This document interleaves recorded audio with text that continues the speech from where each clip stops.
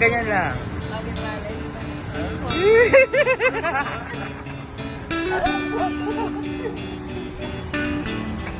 Valentine na kasi. Lantingin lang kayo.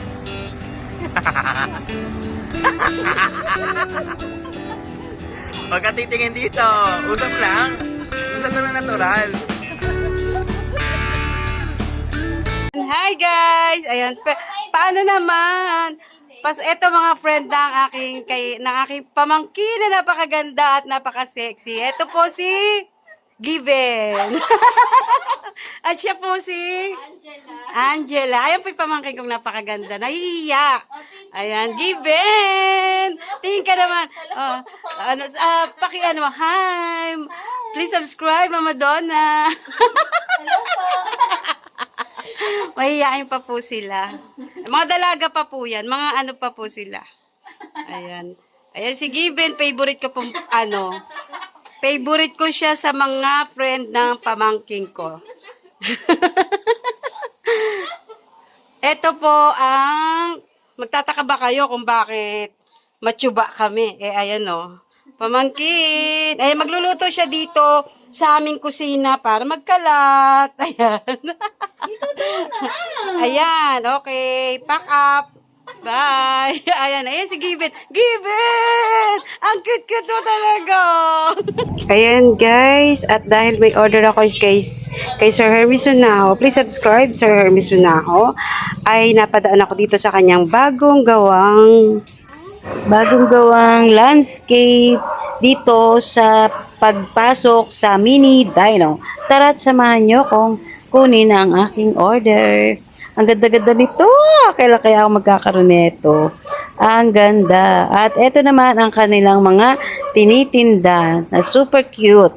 Napaka-cute ng kanilang mga succulent.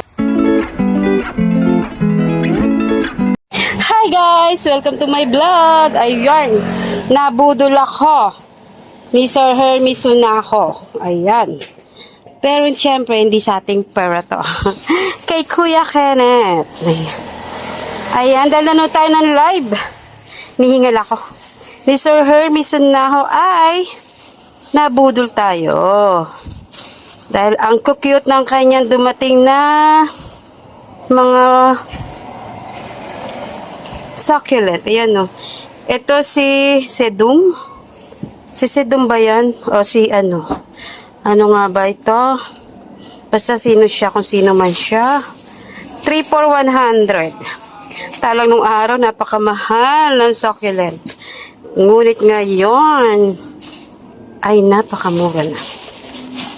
At meron pa tayo. Ito ay, ano ba ito? Ayan, Mendocay. Si Mendocay. Ayan, mga cute. Ilalagay ko siya kasi dun sa pot na malaki. Ayan. Para may vlog tayo. Siyempre, kailangan may vlog. Ayan. Nakasimba ako ngayon. I'm happy. Dahil nakasimba si Mama Dons. Parang lugit. Ayun pala. Ay ko ba't konti ang laman nito? Ito pala siya. Ayan.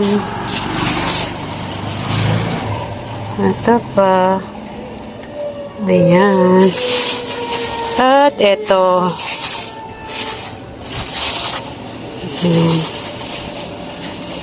Si Choco Musto yata to. Choco Moonstone. Ayan. Si Choco Moonstone. Tapos ito, ewan ko si Fred Ives ba yan? Ito. Ang Fred Ives ba to? Ayan lang naman ang ating nabudol. Ayan. At ating, sayang ang dahon. May nagtotorotot. Di naman na Pasko. Okay lang ang matnorotot ng torotot. Huwag lang manorotot ng tao. Ayan. Ayan guys. Meron tayong i-piripat. Okay. Alisin muna natin siya sa kanyang lupa. Ayan guys, tatagalin natin siya sa mga lupa nila kasi yung lupa daw ng Baguio ay hindi maganda dito sa atin. Kaya sila ay namamatay dahil nga doon sa iba yung klima dito at sa Baguio. Dapat dito ang potting mix ng mga succulent ay buhaghag. Kumbaga pag nadilig sila ay agad matutuyo. Ang sa Baguio ay mga nadidikit-dikit ba. Kaya pinapalitan talaga ng potting mix ang ating mga succulent pag nandito na sa atin sa Bulacan. Ayan. Magtatanggal na tayo ng mga lupa at yung iba, alisin din natin ang daho, ang ugat para din baka may mga ano dyan, mga kung ano-anong insekto. Ayan. Tatanggalin na rin natin. At ayan, at sana ay panoorin nyo ang ating video hanggang sa mayari. Thank you very much.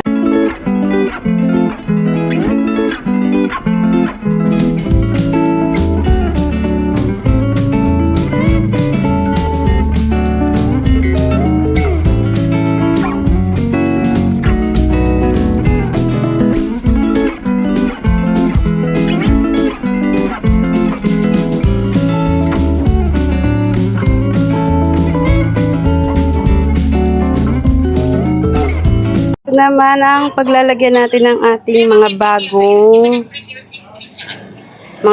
succulent dito sa ating pot kung saan tayo ay nagpunta sa Unibuilders para bumili ng ating garden table. Ayan, nakakalimutan ko pa. Ayan si Wise. Ayan, dito ko ilalagay itong mga nagaganda succulent na ito. Medyo kinapos pa nga ako. Dapat pala nagdagdag pa ako. Ng ano kasi ngayon 3 for 100. Tapos, dati nga, magkano yan? Mahal-mahal yan. Pero ngayon, bumaba na siya. 3 for 100. Kaya lang pag nakaano ka rin, magkano rin mauubos mo, diba? Kaya yan, tsatsagaan ko to dahil na may nabubuhay naman sa atin na succulent. Kaya, ayan, bumili ulit tayo ng succulent. Ayan. Kasi maganda rin naman sila at nakakatuwang pagmasdan. Kaya ayan, bibili tayo. Chot. Wala lang. Teach! Hindi Bakit? Hindi. Anong hindi? Nakatapat sa akin ng camera. Dito siya magpapagod. Niloloko mo ba ako? Hindi nga. Ari naman O, wala. Ito na lang balot na. Yan Tapos baka sarap. mga ako. Hindi naman natin nakilakit ito. Tingnan mo ito kasi. Bakit ula live to? Kaya nga. Hindi. Sa ano lang.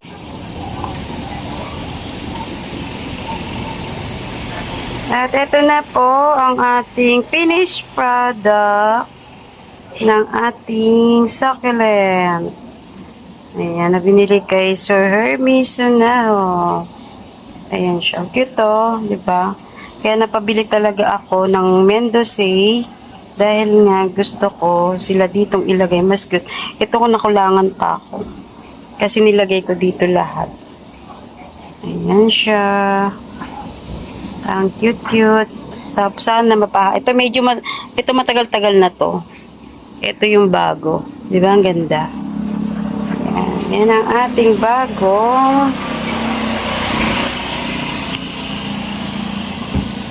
Ayan, Sispe may dahon na. Ayan Sispe, sa aming bakuran vlog, may dahon na yung bigay mo. Ayan na siya.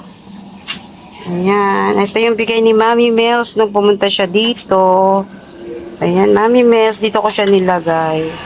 Tapos ito yung ating mga hoya. Ayan. Ayan ang ating mga, nagpagawa ako ng, ayan, Mama Donna's Garden. Dapat Mama Donna TV. Iyan ang nailagay. Ayan. Nilagay ko na. Ayan. Yan ang ating mga hoya. Bala kong iripat yung hoya. Kaya lang, parang okay naman sila rito. Kasi yung isa, yun na lang isa. Kasi masyadong malaking dahon. Ayan. Kaya iriripat ko siya. Para gumanda. At yung bigay ni si Supe, ayan. May dahon na. Yan. Tapos yung naiwan na pechay, ang laki ng dahon, no? Dinagdagan ko ng lupa ito. Ayan, hanggang hindi pa ako nakakabili ng ganito pa na dalawa. Ayan, para makapagtanim ulit ako ng pechay.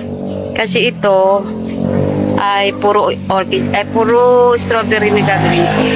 Ang sabi ni Sis Pe, complete para magka-runner. Yan. Ito yung ating mga aloe vera.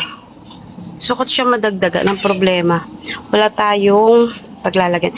Ito yung ating yan, yung ating arrangement. Yan. Ating mga succulent. At meron akong papakita nga pala sa inyo. Ito Ito napakadali niyang alagaan. Tiyan mo, ang ganda-ganda niya. Diba? Ang ganda niya. Ayan, mother na siya. Yan, magkano na to pag binili na to kila Sir Hermie. Yan. Ayan yung kay Sis Weng na plant, basket plant. Ayan. Ayan. Gabi na naman ako ayan, meron tayong mga antabayanan. Mas mahaba ito. Ayan, meron tayong antabayanan na. Okay. Ito yung ginawa ko, Sis Pe. Ayan. Sana ay mabuhay. Ito na siya. Ayan, may bantay.